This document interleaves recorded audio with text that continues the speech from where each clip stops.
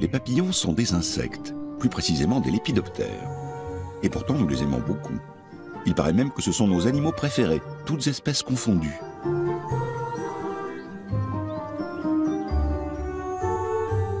C'est surtout leur forme adulte qui nous émerveille. Ils nous attirent moins au stade de chenille ou de chrysalide, alors qu'il s'agit bien d'une seule et même créature.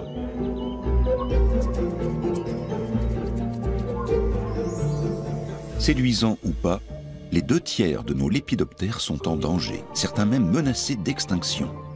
Menacés par qui? Par quoi? Et d'ailleurs, comment vivent-ils, nos papillons?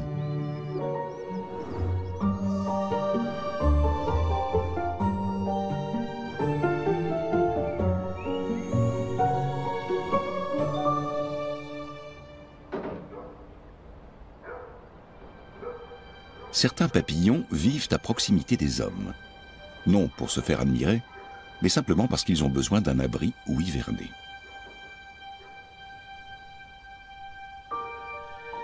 Un vulcain, réfugié dans une grange. Cela n'existait pas autrefois.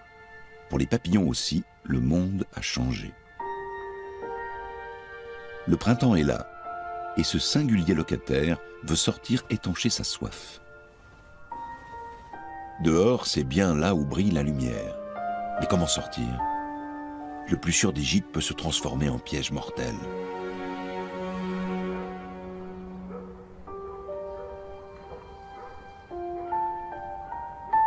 Finalement, c'est gagné. Le vulcain part pour 1 an, au-devant de multiples aventures, tour à tour gaies et tristes.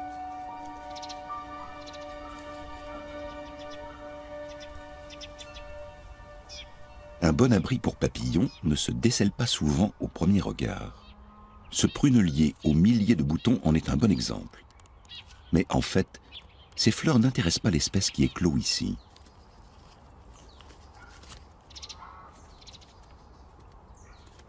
Ce sont des papillons de nuit qui volent également le jour. Celui-ci sort de sa chrysalide et cherche un bon endroit pour faire sécher ses ailes. C'est un petit paon de nuit. Un mâle, reconnaissable à ses grosses antennes plumeuses.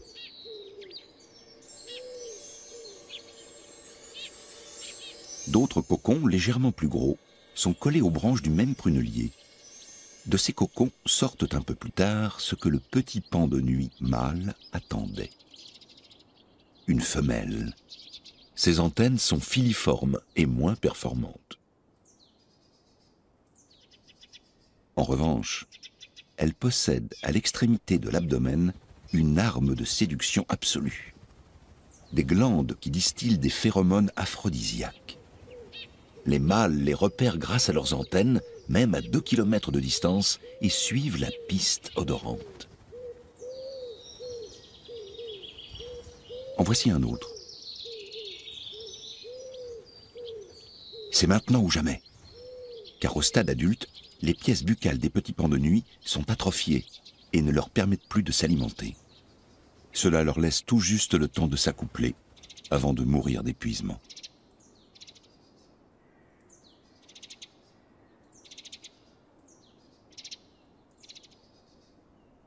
Le paon du jour n'est pas de la même famille que le petit paon de nuit. Et au contraire de ce dernier, il ne fréquente les pruneliers que pour s'y désaltérer.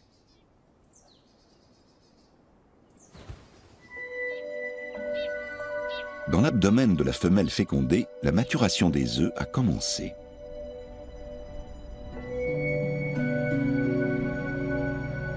À la différence des mâles, les femelles du petit paon de nuit ne s'activent que le soir. Et c'est dans l'obscurité, non loin de l'endroit où elles se sont accouplées, qu'elles pondent quelques douzaines d'œufs.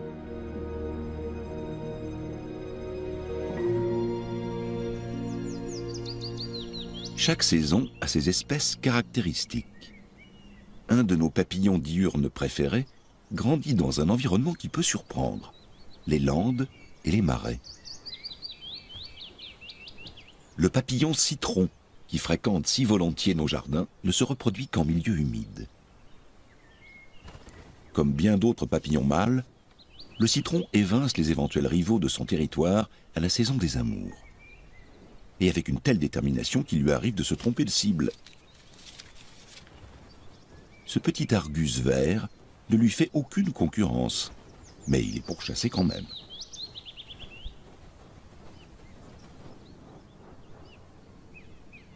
Sa partenaire, aux ailes d'un jaune presque blanc, est en train de pondre. Elle a choisi comme arbuste une bourdaine, la plante dont ses chenilles raffolent.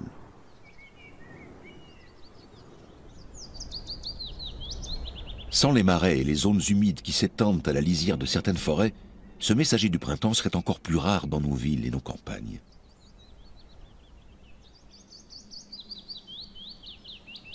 De cet œuf au blond est sortie une chenille de papillon citron qui rampe aussitôt jusqu'aux feuilles toutes fraîches de la bourdaine.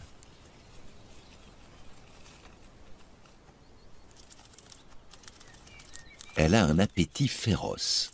Il est vrai qu'elle ne dispose que de 4 semaines pour multiplier son poids par 2000 avant de se transformer en chrysalide. Quand elle a besoin d'une pause, la chenille s'immobilise sur la nervure centrale d'une feuille. Ainsi, elle fait peu d'ombre et passe inaperçue aux yeux de ses prédateurs. Dans tous les biotopes pousse une grande variété de végétaux. Et rares sont les plantes qui ne sont pas l'hôte privilégié d'au moins une espèce de papillon.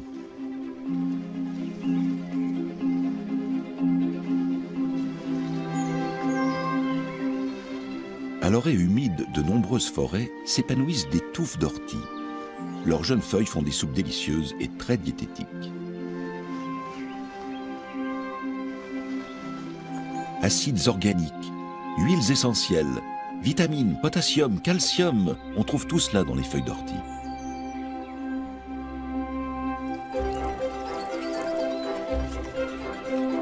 Autant d'éléments indispensables pour la croissance des chenilles du pan du jour.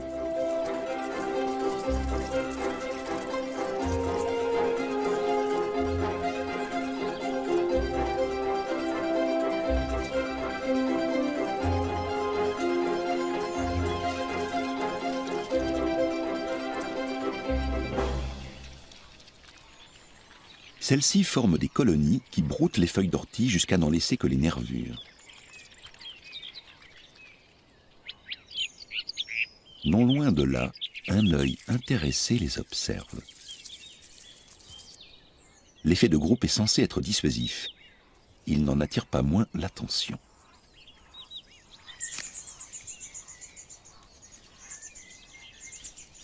Cette fauvette épervière a pioché dans la colonie de chenilles de pan du jour de quoi nourrir ses oisillons.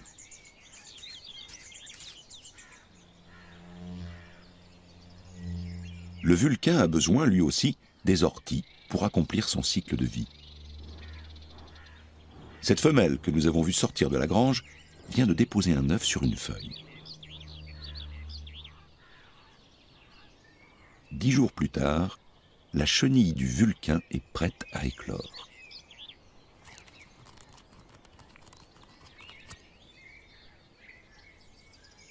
Sitôt sortie, elle entreprend de se tisser un abri sur la feuille même qu'il a vue naître.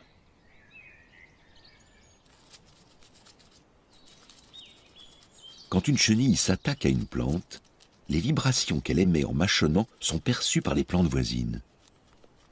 Ainsi prévenues, elles produiront une substance chimique d'autodéfense lorsqu'elles seront assaillies à leur tour.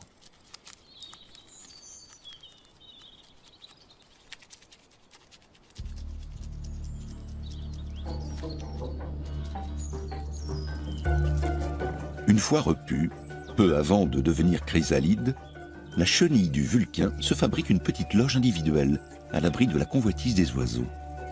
Pour cela, elle replie autour d'elle les bords d'une feuille qu'elle coud avec du fil de soie sécrété par ses glandes labiales.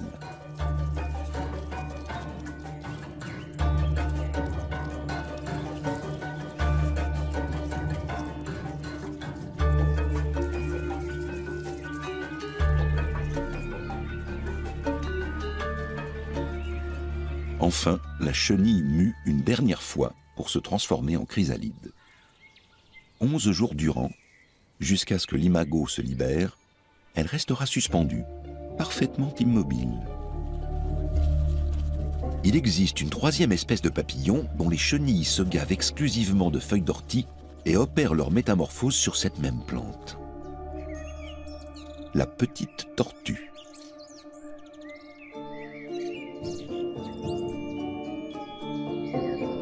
Quelques heures plus tard, la chrysalide a durci et pris un aspect métallique.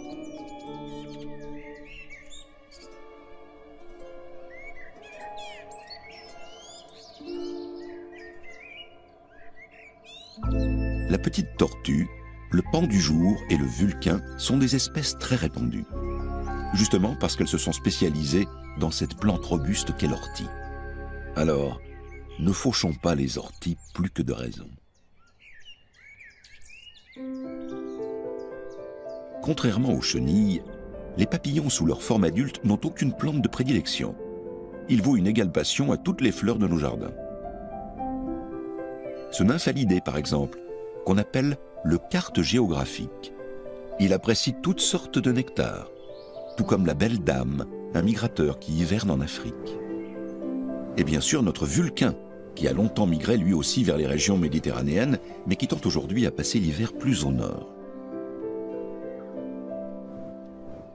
Le morosphinx, de la famille des sphingidae, est un papillon de nuit, même s'il aime voler sous le soleil. Le sphinx fusiforme, qui ressemble encore plus à un colibri, est moins fréquent dans nos jardins. Un autre sphingidae recherche la proximité des hommes, en particulier des apiculteurs. Car nos parterres de fleurs n'intéressent pas le sphinx tête de mort. Il est davantage attiré par l'odeur douceâtre provenant des ruches. Mais comment atteindre les rayons de miel défendus par ces milliers d'abeilles? Le sphinx tête de mort, l'un des papillons les plus gros et les plus lourds au monde, entre carrément dans la ruche. Et la magie de la chimie fait le reste. Pourquoi les abeilles le laissent-elles entrer? Parce que le sphinx tête de mort a un camouflage olfactif. Il imite l'odeur des abeilles mellifères. Acide palmitoléique, palmitique, stéarique, oléique sont les ingrédients de ce cocktail sensoriel grâce auquel il se fait passer pour une abeille. La cape d'invisibilité chimique n'est pas la seule arme de ce voleur de miel. Si sa trompe est trop courte pour puiser du nectar dans les fleurs, elle est assez solide pour percer les opercules des alvéoles de la ruche. Tout en se régalant, cette femelle fait vrombir ses ailes pour chasser les abeilles qui s'entêtent à défendre leur production. Après une courte pause, elle quittera la chaleur de la ruche pour aller chercher un endroit où pondre ses œufs.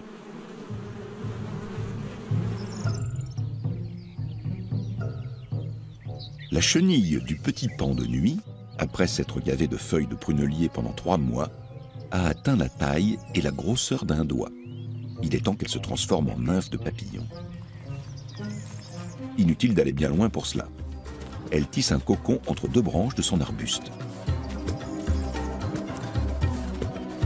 2 de ses 4 glandes labiales produisent simultanément un fil gluant.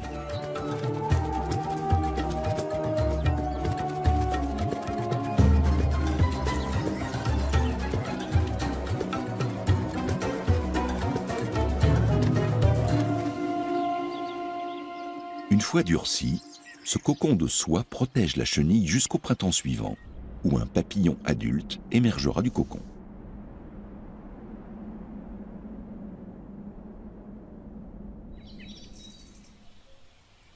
Les chrysalides et les nymphes ne cherchent pas toutes à se cacher. Ces arbres sont entièrement enveloppés d'un voile de soie blanche.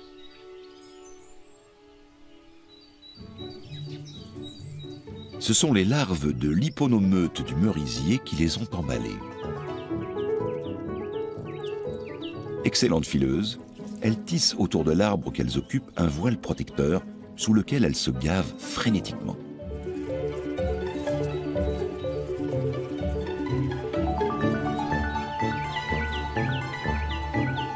Cette agitation attise l'appétit des prédateurs, mais il n'est pas si simple pour un oiseau de déchirer la housse de soie.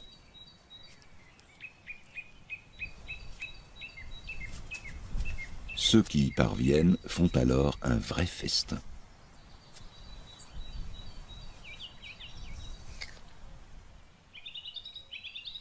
Pourtant, ce ne sont pas les oiseaux qui font le plus de ravages chez les chenilles d'hyponomeute.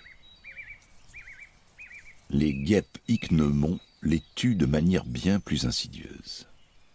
Elles introduisent leur appendice de ponte dans une chenille et y déposent des œufs. Peu après, les larves de la guêpe éclosent et dévorent leur hôte de l'intérieur. Heureusement, il reste toujours assez de chenilles d'hyponomeute pour perpétuer cette extraordinaire espèce emballeuse.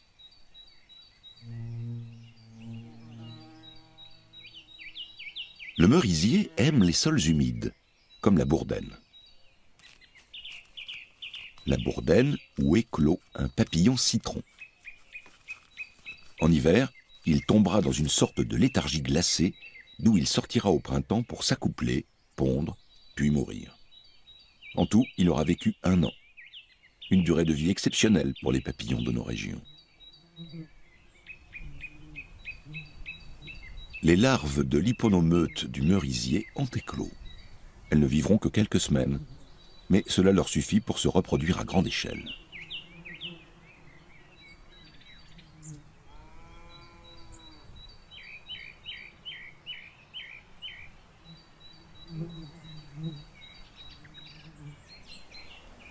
De nombreuses espèces de lépidoptères vivent dans la forêt, principalement dans les clairières où poussent les plantes nourricières des chenilles, comme le chèvrefeuille.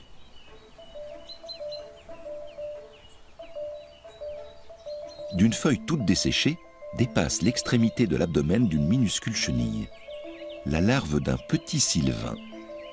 Elle a hiverné dans ce refuge.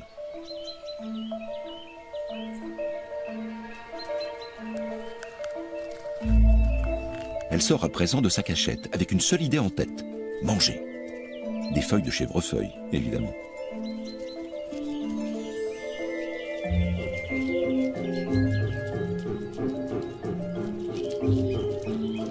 La couronne de piques qui orne sa tête et les épines réparties sur son corps dissuadent les prédateurs. La chenille a aussi son camouflage, une robe couleur de feuilles qui la rend presque invisible. Sauf quand elle bouge.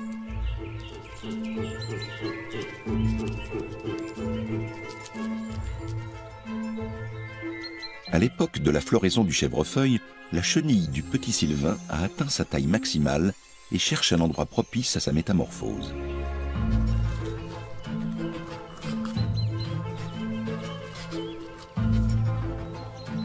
Au début, la chenille est encore verte, avec des reflets métallisés. Puis, elle ressemble de plus en plus à la feuille qui l'abrite et de moins en moins à quoi que ce soit de comestible pour les oiseaux.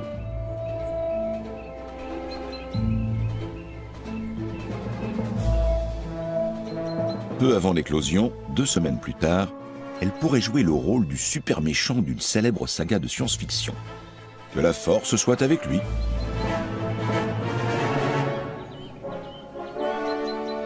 Devenu papillon, le petit sylvain a une allure beaucoup moins guerrière. Des becs en tout genre cherchent sous les feuilles de quoi manger. Ils engloutissent toutes les chenilles et chrysalides qui ne sont pas assez bien camouflées.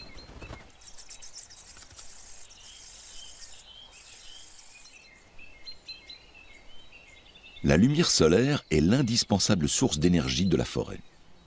S'il existe beaucoup d'espèces de papillons des bois, elles ne fréquentent que les endroits les mieux éclairés. Les clairières, tapissées de fleurs, sont un paradis pour les insectes. On y rencontre des espèces très communes, de vrais bijoux, comme la pierride du navet, l'hespérie de la houque, la belle dame et le petit mars changeant. Lui aussi aime les trouées lumineuses. Là où les arbres sont assez espacés pour que la canopée ne soit pas trop opaque, vivent aussi des espèces rares, comme la bacchante. Dans une forêt trop touffue, elle mourrait.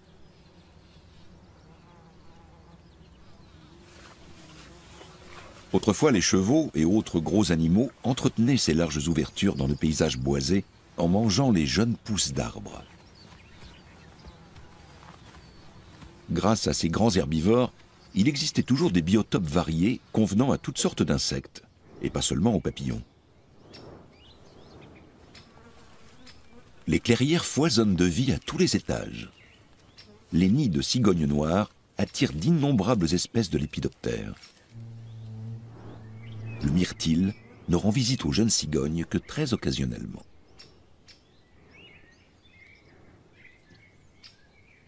Le Robert le Diable, en revanche, vient souvent, car les fientes des cigognes noires sont pleines de sels minéraux dont les papillons des bois sont friands.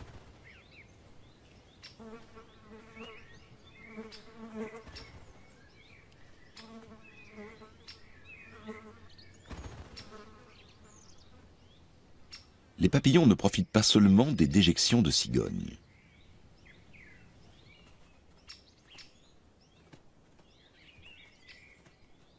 Près des terriers des renards, ils trouvent aussi des sels minéraux et autres éléments nutritifs que les fleurs des clairières ne peuvent leur offrir.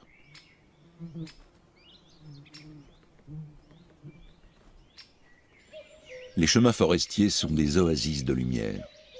Sur les talus pousse une variété infinie de plantes et d'arbrisseaux. On voit papillonner ici les espèces les plus fréquentes, pas uniquement pour se nourrir ou s'abreuver, mais aussi pour se montrer. Car le soleil met en valeur les dessins et les couleurs chatoyantes de leurs ailes. Ils envoient aussi des messages que nos yeux ne voient pas.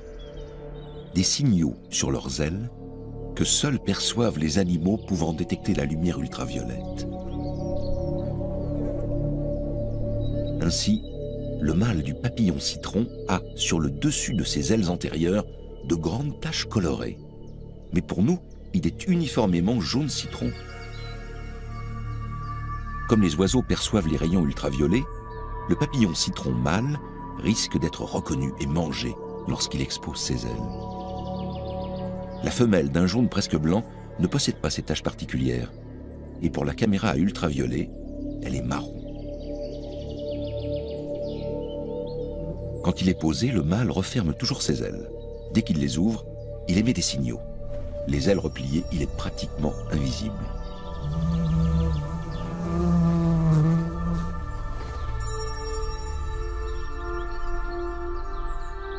Au repos, la pierride du navet clôt ses ailes, elle aussi. Pour la caméra à ultraviolet, elle apparaît presque noire. Il existe sans doute des centaines d'autres signaux que les papillons échangent entre eux. Des codes secrets dont le sens nous échappe.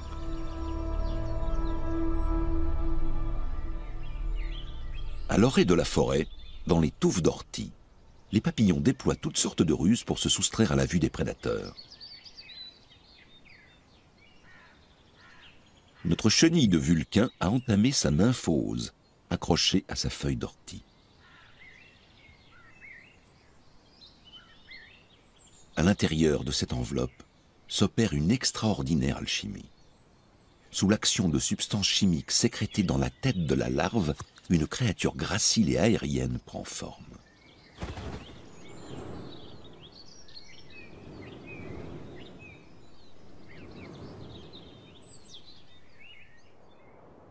Le Vulcain prend de la hauteur.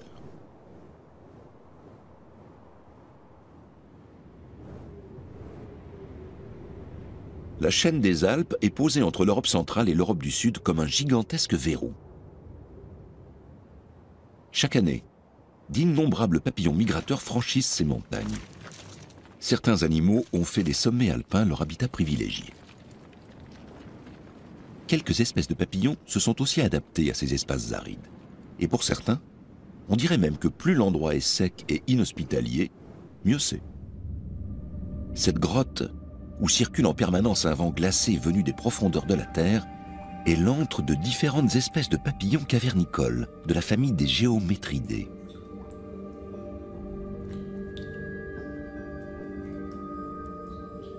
Ils se reproduisent sur de petits buissons à une altitude moyenne.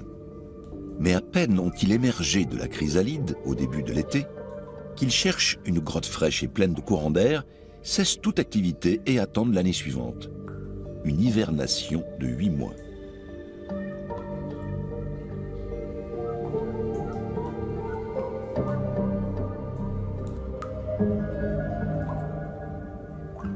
C'est à peu près tout ce que l'on sait à ce jour des lépidoptères cavernicoles. Quelques centaines de mètres plus bas, on retrouve un monde tout en couleurs. En été, les prairies se couvrent de chardons et autres fleurs alpines.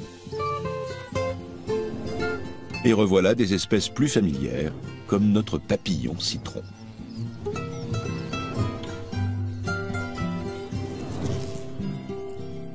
On observe aussi des lépidoptères typiques des alpages, tels que le moiret chamoisé, ou le fluoret qui se régale du nectar des épervières.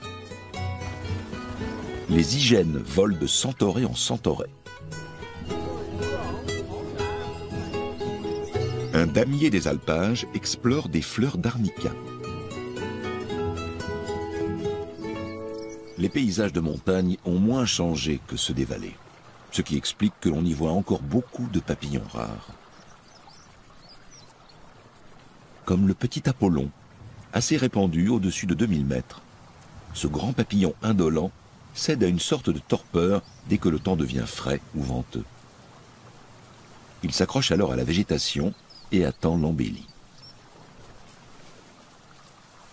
Dès que la température remonte, il s'anime. Les femelles volent très peu. Elles marchent le plus souvent au bord des torrents, là où pousse la saxifrage faux orpin. C'est sur cette fleur que la petite Apollon, aux antennes finement rayées de noir et de blanc, pond ses œufs. Le mâle est un peu plus actif que la femelle. Il aime le nectar d'arnica et se met en quête d'une partenaire dès qu'il y a un rayon de soleil.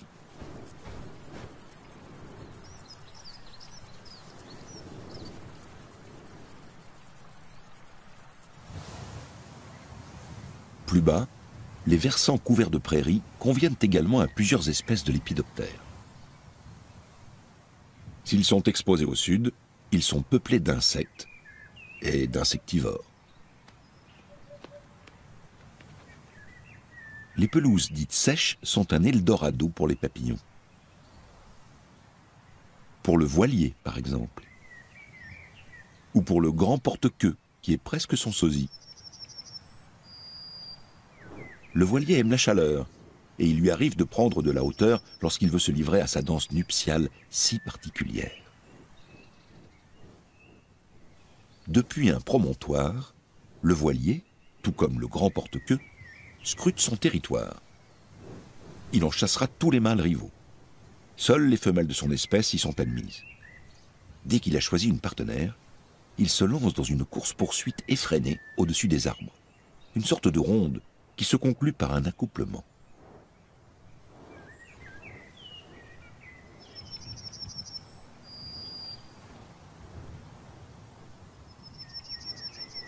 Parmi toutes les créatures qui volettent au-dessus des pelouses sèches, il en est une qui n'a rien à voir avec un papillon, en dépit des apparences. C'est un ascalaphe. On observe cet insecte libelloïde que sur les versants bien chauffés par le soleil. Il suffit qu'un nuage vienne atténuer le rayonnement solaire pour qu'il soit à bout de souffle. Il se pose, replie ses ailes et attend.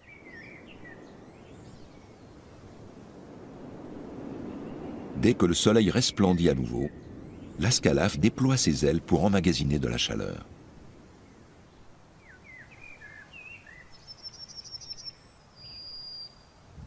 Sitôt réchauffé, il redécolle.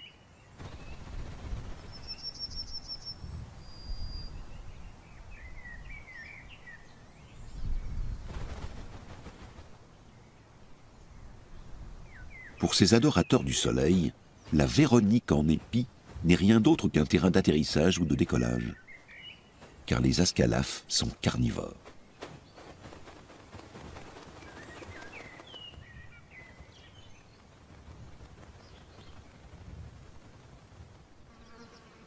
Les prairies à fleurs sont l'habitat idéal des lépidoptères. Cette riche variété d'herbes et de plantes attire plus que n'importe quel autre milieu naturel une multitude d'insectes et de papillons.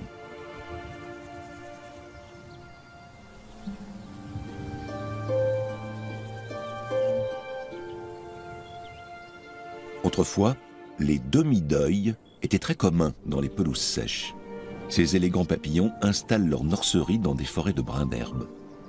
Jadis, lorsqu'un voyageur arrivait aux portes de la ville, il était souvent escorté par ces saltimbanques.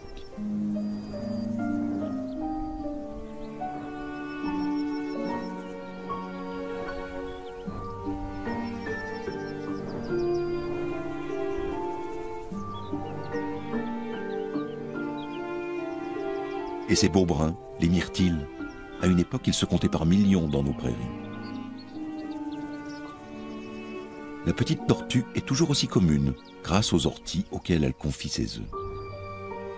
Et celui-ci, le petit nacré, la diversité des lépidoptères était immense autrefois.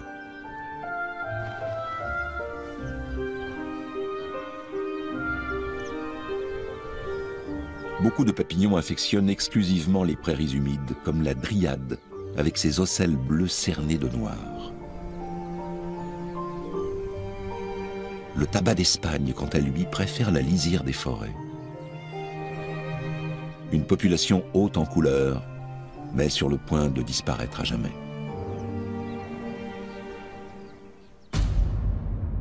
En France, on estime que 30% des prairies permanentes ont disparu depuis les années 70, soit environ 4 millions d'hectares. Et leurs papillons avec. Avant, tous les petits chemins étaient bordés de plantes sauvages. Aujourd'hui, on ne trouve même pas une fleur sur les talus. Il reste des prairies, mais elles sont fertilisées et fauchées bien plus tôt qu'autrefois. Transformer des prairies en champs de maïs est devenu rentable, grâce aux subventions destinées à développer la bioénergie.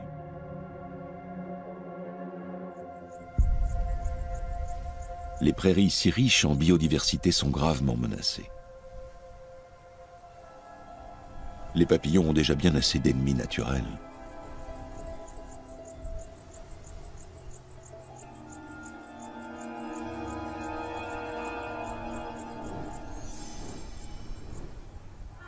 Comme cet argiope frelon qui a tissé sa toile à un endroit stratégique.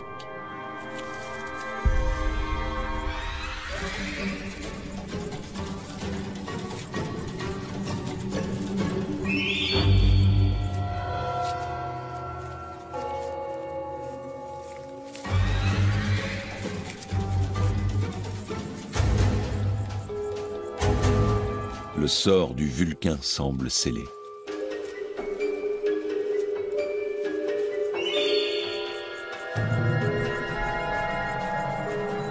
Mais comment l'araignée pourrait-elle injecter son venin à une proie qui ne cesse de gesticuler?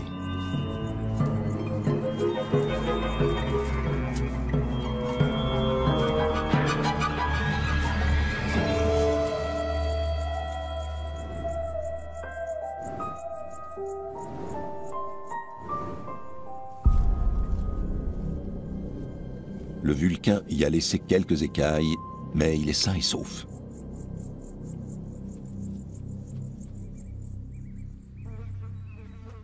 Tant que l'environnement est préservé, les araignées, aussi voraces soient-elles, ne peuvent menacer une espèce de papillon. Pas même l'Œdipe, ce papillon diurne devenu très rare. Pendant des millions d'années, l'Œdipe aura survécu, aspirant du nectar, pondant ses œufs sur des graminées. Mais l'assèchement et la fertilisation intensive des sols lui ont donné le coup de grâce. Ces larves ne mangent que certaines plantes et ne peuvent survivre si les prairies sont fauchées régulièrement.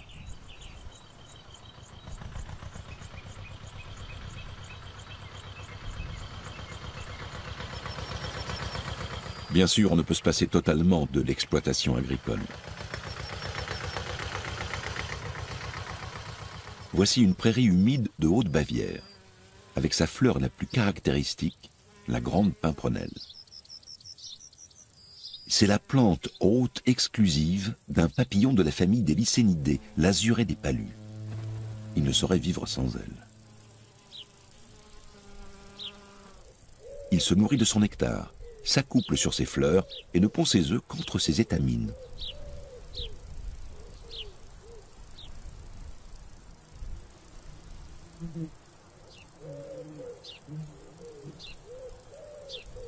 Les œufs reposent comme de petites perles entre les épis de ces têtes globuleuses. À peine éclose, la chenille rampe le plus vite possible jusqu'au cœur de l'inflorescence. Et là, pendant 3 semaines, elle se gave des graines de la fleur. C'est ainsi qu'elle prend sa couleur pourpre et atteint sa taille maximale, un demi-centimètre.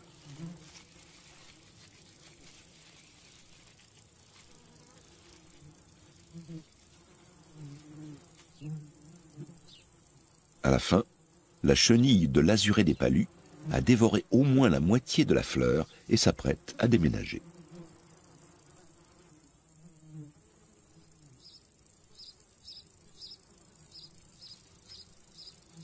Elle émerge de ce calice haut perché et fabrique un ancrage en fil de soie pour préparer sa descente.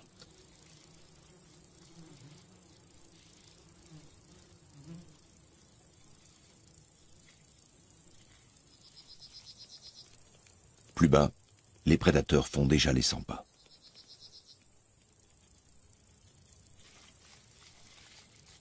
La chenille de l'azuré des palus descend en rappel.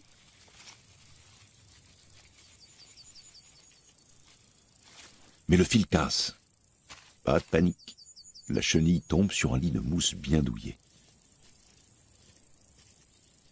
Sa survie dépend désormais d'une espèce de fourmi bien particulière, la Myrmica rubra. Une ouvrière de cette espèce emporte la chenille dans sa fourmilière. Autant dire qu'elle introduit le loup dans la bergerie. La chenille produit une odeur qui imite celle des larves de cette espèce de fourmi. Grâce à ce mimétisme chimique, elle se nourrira impunément pendant plusieurs mois des larves des fourmis, et c'est ainsi qu'elle deviendra nymphe. Et l'année suivante, elle sortira de la fourmilière sous la forme d'un gracieux papillon.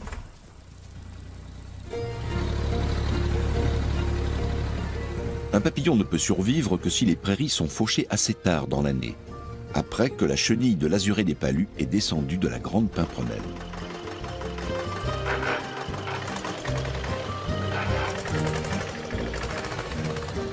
Si elle n'était jamais fauchée, cette haute végétation et ces buissons envahiraient les prairies. Pour protéger l'azuré des palus devenu si rare, il faudrait donc tailler avec modération et au moment opportun, une pratique peu compatible avec les exigences de l'agriculture industrielle. Au cours de sa migration vers le sud, un vol des tourneaux s'abat sur un prunier dans un jardin. Dans leur hâte de se régaler de ces fruits bien mûrs, ils en font tomber quelques-uns qui ne seront pas perdus pour tout le monde.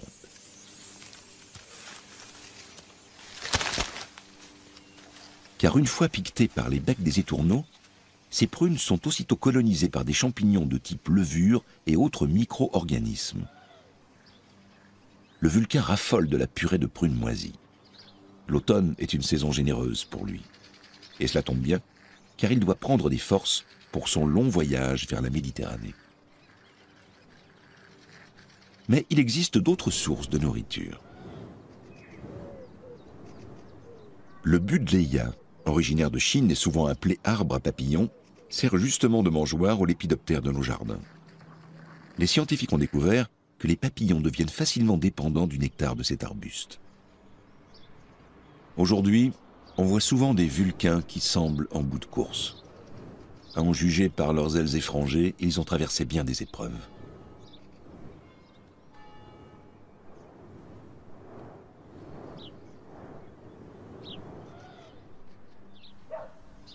Qui aime les papillons devrait faire pousser une grande variété de plantes à fleurs dans son jardin. Les bouquets d'asters d'automne attireront toutes sortes d'espèces.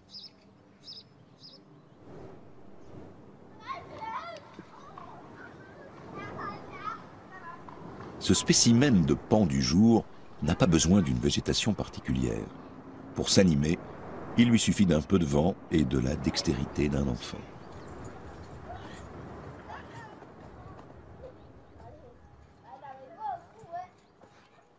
Dans la maison bien chauffée, sévit un autre genre de papillon. Dans la nature, la mite des vêtements joue le rôle d'un biodécomposeur. Elle élimine la kératine, c'est-à-dire les déchets cutanés de certains cadavres d'animaux. Or, les fibres naturelles de nos habits, telles que la laine, contiennent de la kératine, dont les larves de mite se régalent. La mite des vêtements est sans doute le plus détesté de tous les papillons.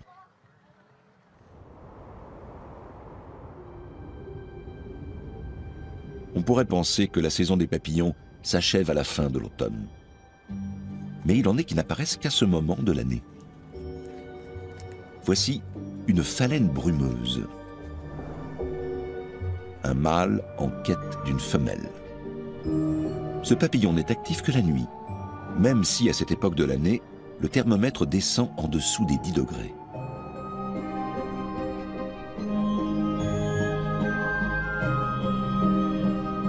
Au bout de cet abdomen, une glande à phéromones sécrète un parfum irrésistible pour les mâles. Cette étrange créature, la femelle de la phalène brumeuse, se déplace toujours en marchant, car elle est dépourvue d'ailes. Ces phalènes sont redoutées des arboriculteurs. Lorsqu'elles prolifèrent, elles peuvent dévorer des arbres entiers. Cramponnées aux bourgeons d'hiver, les femelles pondent leurs œufs dans les fissures des branches. C'est ici que les œufs hiverneront et que des chenilles voraces écloreront au printemps. Les femelles de la phalène brumeuse se confondent avec les bourgeons des arbres fruitiers.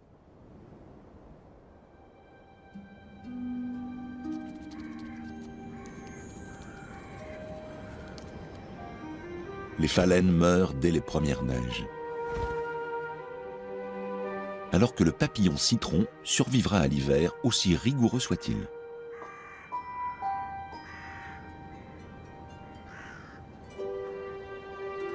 Pourtant, même les papillons citrons, encore très répandus, se raréfient comme tant d'autres lépidoptères. La transformation de l'environnement par les hommes a été trop radicale. Même si c'est une piètre consolation, nous aurons toujours autour de nous quelques papillons colorés, même en hiver. De tout temps, les paons du jour ont trouvé refuge dans nos granges et nos remises.